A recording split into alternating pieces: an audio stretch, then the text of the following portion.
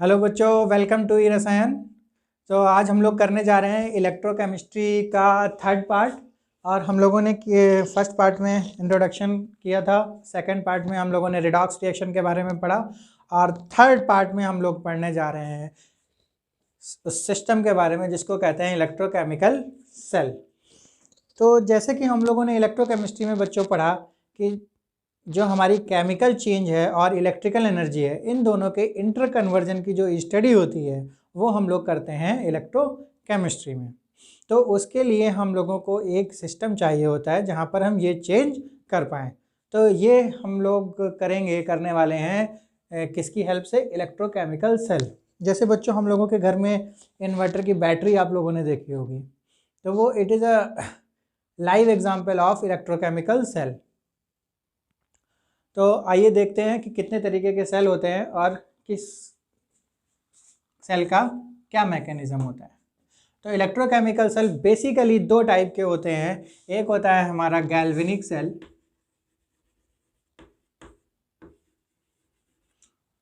इसी को हम लोग वोल्टाइक सेल भी बोलते हैं।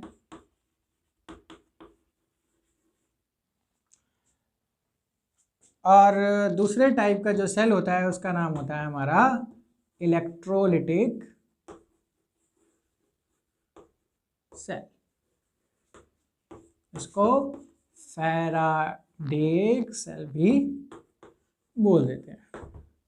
तो ये दो टाइप के जो हमारे सेल हैं बच्चों, इन दोनों का जो मैकेनिज्म है, जो प्रोडक्ट है, वो डिफरेंट है। तो ये जो हमारा गैल्वेनिक सेल है, ये काम आता है हमारे केमिकल चेंज से इलेक्ट्रिकल एनर्जी को प्रोड्यूस करने में। जैसे हम लोगों की जो बैटरी होती है घर पर, उसमें केमिकल चेंज से हम लोग क्या जनरेट कर देते हैं? बिजली को जनरेट करते हैं। तो ये उस तरीके के जो सेल होते हैं उनको बोलते हैं गैल्वेनिक सेल और वोल्टाइक सेल। और ये जो इलेक्ट्रोलिटिक सेल होते हैं, ये काम आते हैं हमारे इलेक्ट्रिकल एनर्जी से केमिकल चेंज करने में। जनरली जो हमारे मेटल का जो प्रोडक्शन होता है वो जनरली, या फिर जो उस पर लेयर चढ़ाई जाती है, लेयरिंग की जाती है, जिंक की लेयरिंग की जाती है कोरोजन से बचाने के लिए, या और भी किसी प्रोसेस में, तो वो सारे काम हमारे होते हैं इलेक्ट्रोलिटिक सेल से। तो हम लोग मेनली पढ़ने वाले हैं अब गैल्वेनिक सेल के बारे में। चलिए आइए देखते हैं गैल्वेनिक सेल क्या होता है।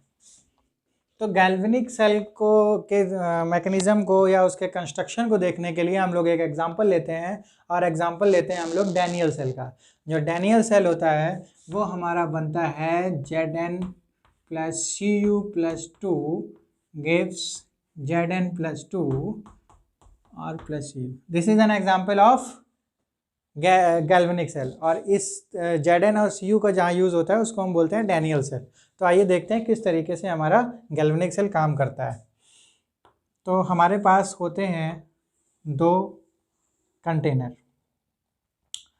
उस कंटेनर में हम लोग लेते हैं एक इलेक्ट्रोड, और उस इलेक्ट्रोड को हम डिप करते हैं उसी के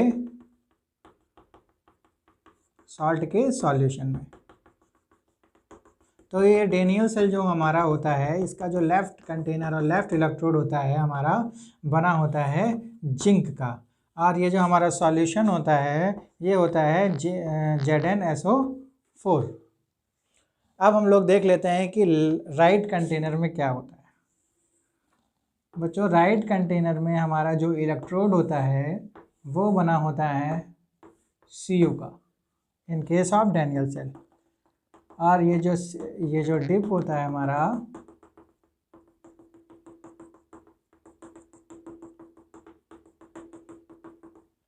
ये इलेक्ट्रोड जो हमारा डिप होता है वो सॉल्यूशन होता है हमारा कॉपर सल्फेट का। तो हम लोग बच्चों देखते हैं कि यहाँ पर क्या होने वाला है। तो जिंक जो है वो ऑक्सीडाइजिंग नेचर का है, ऑक्सीडाइज होगा।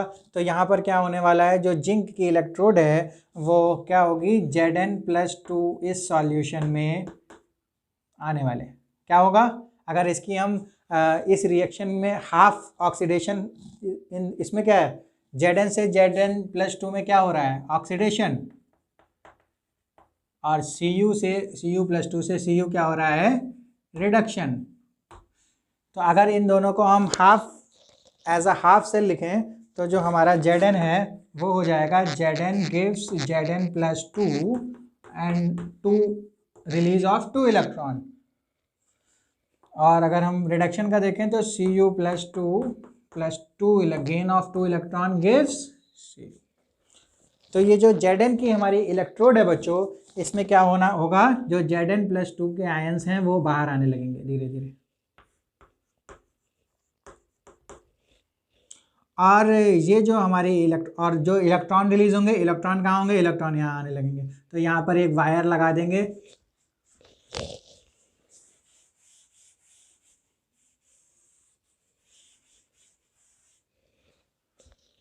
तो बच्चों यहाँ पर हम एक वायर लगा देंगे जिससे जो ये इलेक्ट्रॉन यहाँ पर रिलीज होने वाले हैं ये कहाँ चले जाएंगे, इस वायर के थ्रू। आगे देखते हैं कहाँ जाएंगे। तो इसकी वजह से ये जो हमारी इलेक्ट्रोड हो गई ये कैसी हो गई, निगेटिव। और ये Zn+2 बाहर आ रहा है तो ये जो हमारी इलेक्ट्रोड होगी थोड़ी डिस्टॉर्ट हो जाएगी, थोड़ी सी पतली हो जाएगी धीरे धीरे।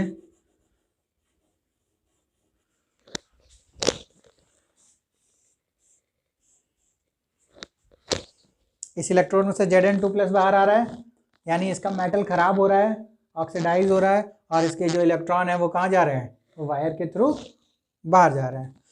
तो इस प्रोसेस को हम लोग बोल रहे हैं यहाँ पर ये ऑक्सीडेशन हो रहा है। अब देखते हैं बच्चों Cu के साथ क्या हो रहा है।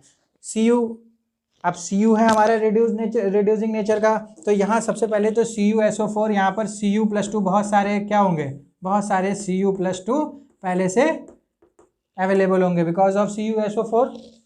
तो जो CuSO4 है, ये जो है Cu+2, ये क्या करेगा, ये इलेक्ट्रॉन लेगा। और इलेक्ट्रॉन कहाँ से लेगा, अगर सपोज करो यहाँ से इलेक्ट्रॉन आ रहे हैं कहीं, तो और इलेक्ट्रॉन ये Cu+2 इलेक्ट्रॉन गेन करेगा और क्या करेगा, इसमें डिपॉजिट होता रहेगा। अब बच्चों क्यों होगा, क्योंकि इसका नेचर है, ये केमिकल नेचर है इसका, और इसी केमिकल नेचर की वजह से हम लोग को इलेक्ट्रिसिटी मिलने वाली है। तो ये जो हमारा हो जाएगा Cu+2, यहाँ पर इलेक्ट्रॉन गेन करके Cu एक्यूमुलेट हो जाएगा, और ये हमारी जो इलेक्ट्रोड हो जाएगी वो पॉजिटिव हो जाएगी बिकॉज ऑफ Cu+2। तो आप लोग देख रहे हैं यहाँ पर ऑक्सीडेशन हो रहा है, यहाँ पर रिडक्शन हो रहा है। तो ये जो इलेक्ट्रॉन आ रहे हैं, तो ये ऐसा तो नहीं ये कहीं और से आ रहे होंगे, तो इसका मतलब है ये दोनों जो प्रोसेस है वो एक साथ हो रहे होंगे। तो इन दोनों वायर को हम लोग क्या करने वाले हैं, ज्वाइंट कर देंगे।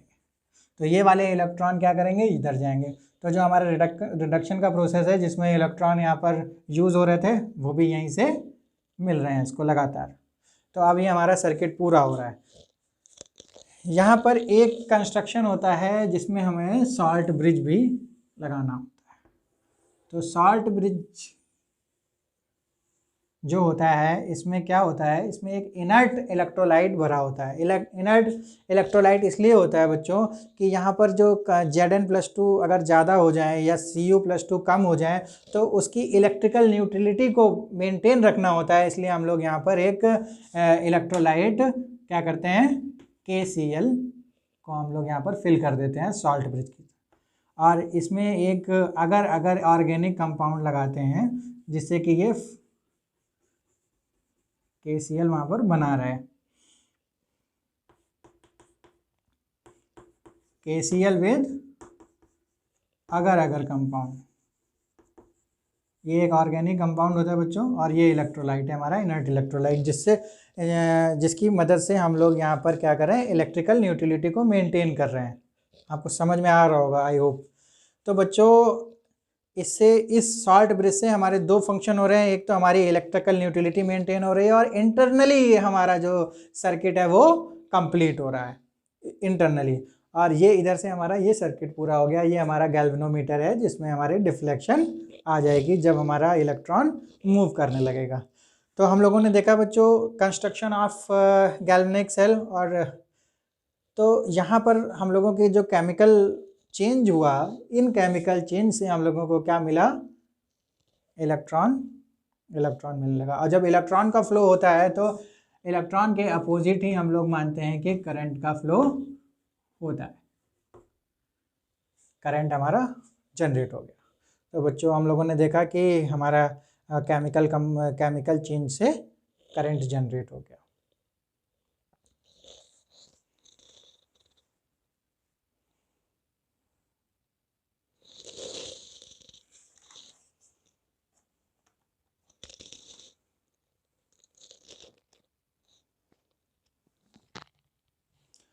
बच्चों इसी डायग्राम के थ्रू हम लोग एक बात और देख लेते हैं।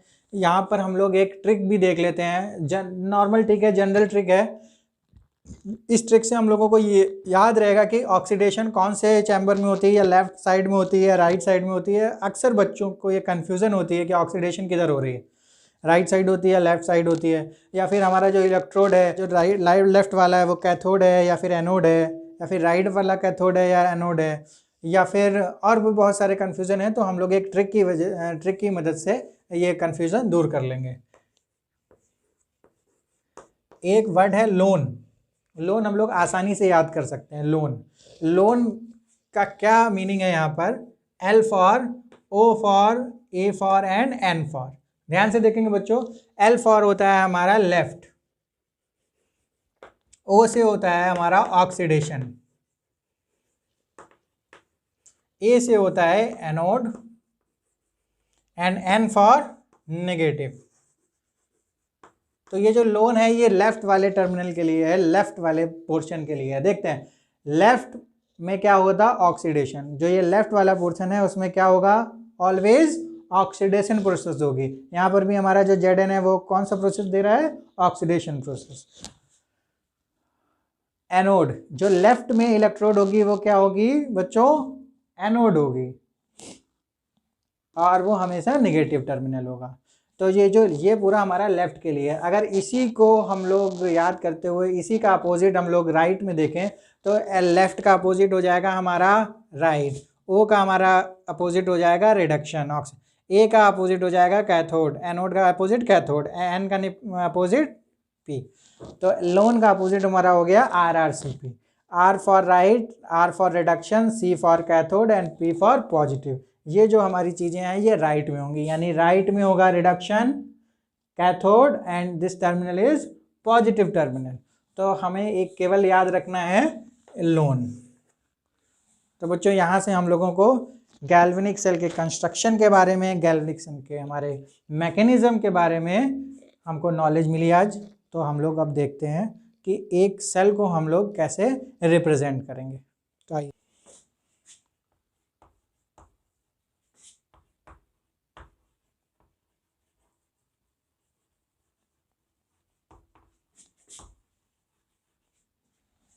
तो आइए बच्चों हम लोग अब देखते हैं कि किसी भी रिएक्शन को, केमिकल रिएक्शन को कैसे सेल के रूप में हम लोग रिप्रेजेंट कर सकते हैं, या किसी सेल को हम लोग किसी केमिकल रिएक्शन में कैसे कन्वर्ट कर सकते हैं। बच्चों ये हमारे लिए बहुत ज़रूरी है, क्योंकि फॉर बोर्ड एग्ज़ाम्स हमको ध्यान देना होता है कि हम लोग कैसे कॉन्सेप्ट को समझें, और जो हमारे कॉम्पिटिटिव एग्ज़ाम्स होते हैं उनके लिए हमें एक ख़ास ज़रूरत होती है कि हम कैसे क्वेश्चन को जल्दी से जल्दी सॉल्व करें।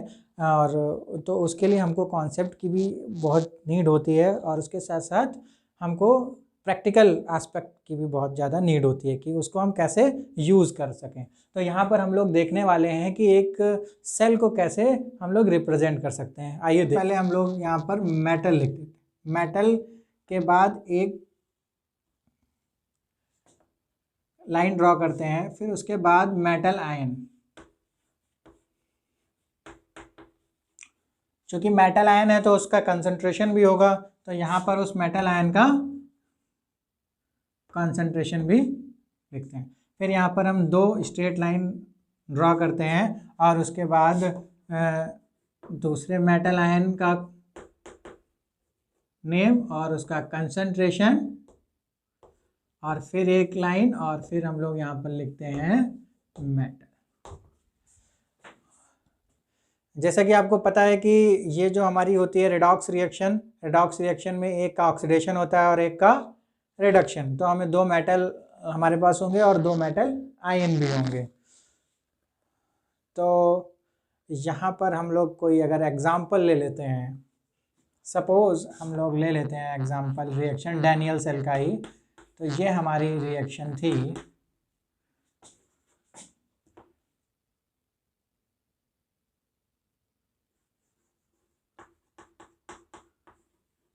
अच्छा बच्चों, हम लोग ये जान लेते हैं कि ये जो हमारी डबल स्ट्रेट लाइन है ये जो हमारी रिप्रेजेंट करती है, ये करती है सॉल्ट ब्रिज को।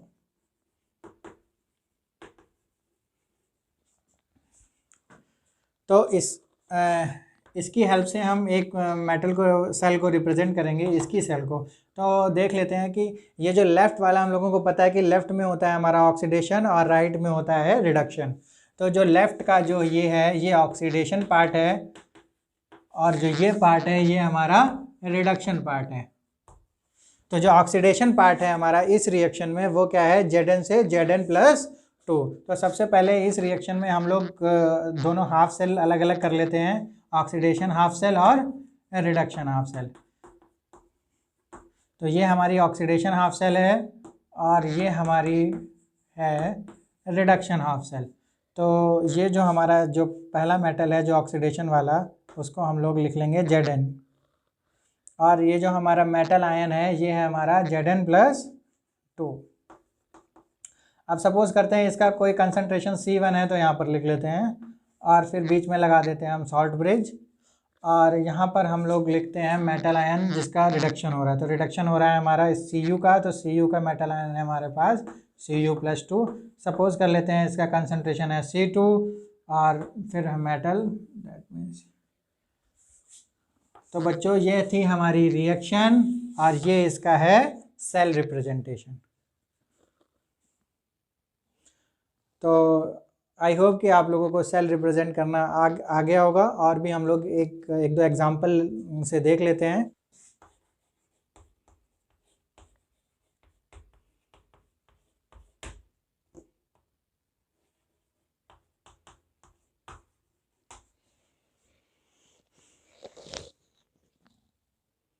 बच्चों ये एग्जांपल है, ये हमारी सेल रिप्रेजेंटेशन है। तो यहाँ पर कंसंट्रेशन नहीं दिया हुआ है, कोई बात नहीं, लेकिन इस सेल रिप्रेजेंटेशन से हमको कन्वर्ट करना है इसकी सेल रिएक्शन, जो हमारी केमिकल रिएक्शन है उसमें इसको कन्वर्ट करना है। तो हम लोगों ने इससे पहले हम लोगों ने बच्चों देखा कि कैसे हम लोगों ने एक रिएक्शन को एक सेल में कन्वर्ट किया। अब हम लोगों को यहाँ पर we have to convert a chemical reaction from this cell representation. तो आइए करते हैं। तो सबसे पहले हम लोगों को देखना है कि ये वाला जो पार्ट है वो ऑक्सीडेशन वाला पार्ट है और ये वाला पार्ट है रिडक्शन का पार्ट। तो हम लोग सबसे पहले यहाँ पर केमिकल रिएक्शन के फॉर्म में लिख लेते हैं। तो Ni gives Ni+2 +2 electron. Similarly यहाँ पर रिडक्शन पार्ट वाला देख लेते हैं, Cu+2 2 इलेक्ट्रॉन और यहाँ Cu। तो ये हमारी हो गई फर्स्ट इक्वेशन, ये हमारी हो गई सेकंड इक्वेशन। अब इसको हमें ऑक्सीडेशन और रिडक्शन को कंप्लीट रिएक्शन में कन्वर्ट करना है, तो इसलिए हम लोग इसको ऐड कर लेते हैं। तो ये जो हमारा ये सेम है ये कट जाएगा और बाकी रिएक्शन को हम लोग यहाँ पर पूरा कर लेते हैं।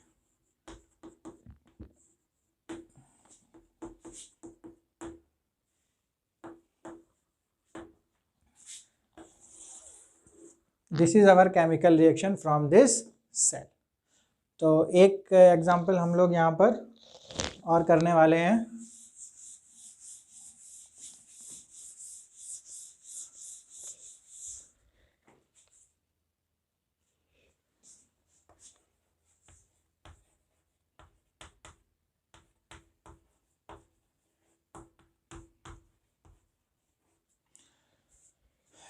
सेम एग्जांपल है ऑलमोस्ट।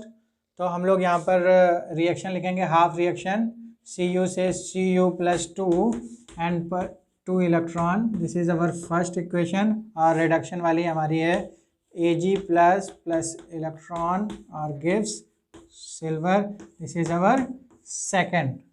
तो कंप्लीट रिएक्शन लिखने के इसको ऐड करना पड़ेगा, लेकिन before adding we have to equate the number of electrons first. तो बच्चों यहाँ पर 2 इलेक्ट्रॉन है, यहाँ पर 1 इलेक्ट्रॉन है, तो जब हम इसको ऐड करेंगे तो ये नहीं कटने वाले, हमको इलेक्ट्रॉन्स बच ही जाएंगे। तो इसके लिए हमको क्या करना पड़ेगा, सेकंड इक्वेशन में अगर 2 से मल्टीप्लाई कर देते हैं तो इलेक्ट्रॉन यहाँ पर भी 2 हो जाएंगे और यहाँ पर भी 2 है। देन हमारी जो इक्वेशन है वो, तो जो सेकंड इक्वेशन है वो बन जाएगी हमारी 2Ag+2 और 2।